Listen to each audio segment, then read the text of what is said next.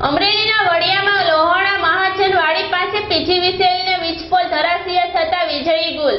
વીજપોલ પાસે બાળકો રમતા હતા, થયો આબાદ બચાવ। ચાલુ વીજ વાયરો પડવાથી ગંભીર અકસ્માતની ઘટના સહેજમાં રહી ગઈ।